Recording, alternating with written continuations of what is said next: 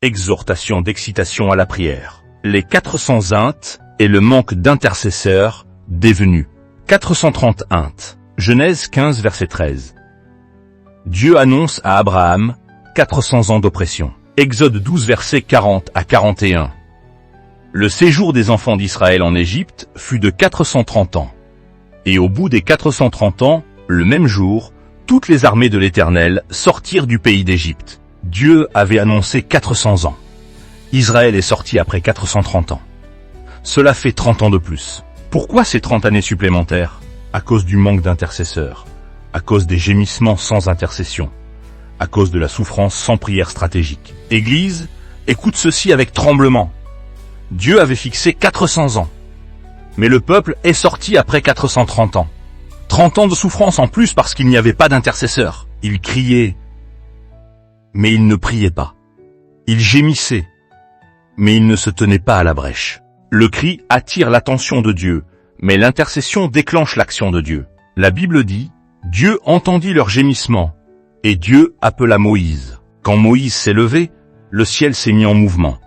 Les plaies sont venues, la mer s'est ouverte, la sortie s'est imposée. Écoute-moi bien, Église. Les promesses ont un temps. Les prophéties ont une saison. Mais la prière empêche les retards. Sans intercesseur, 400 ans deviennent 430. Une saison devient une prison. Une promesse devient une attente prolongée. Ne laisse pas ta famille vivre 30 ans de trop.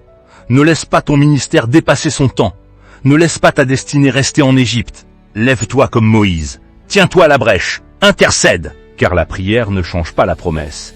Elle empêche les années supplémentaires de souffrance. Dieu avait parlé clairement à Abraham. Tes descendants seront étrangers. Ils seront opprimés pendant 400 ans. Le temps était fixé. La durée était connue. La sortie était promise. Pourtant, les enfants d'Israël n'ont pas quitté l'Égypte au bout de 400 ans exactement. Ils gémissaient. Ils souffraient. Ils travaillaient durement. Mais gémir n'est pas prier. La Bible dit, Dieu entendit leur gémissement et se souvint de son alliance. Le cri est monté, mais il a fallu un homme appelé Moïse pour transformer le cri en intercession. Tant qu'il n'y a pas d'intercesseur, la promesse peut être retardée. Dieu a dit, j'ai vu la souffrance de mon peuple, et je suis descendu pour le délivrer. Remarque bien, Dieu est descendu après avoir appelé Moïse. Écoute-moi bien. Dieu peut t'avoir parlé, Dieu peut t'avoir promis, Dieu peut t'avoir fixé un temps. Mais sans intercesseur, les années peuvent s'ajouter. Ne laisse pas ta famille dépasser son temps. Ne laisse pas ta destinée rester en Égypte.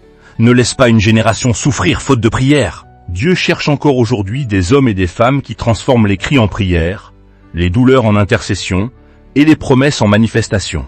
Lève-toi comme Moïse, tiens-toi à la brèche, intercède, car la prière ne change pas seulement les situations, elle raccourcit les saisons de souffrance. Église, comprends le temps et prie.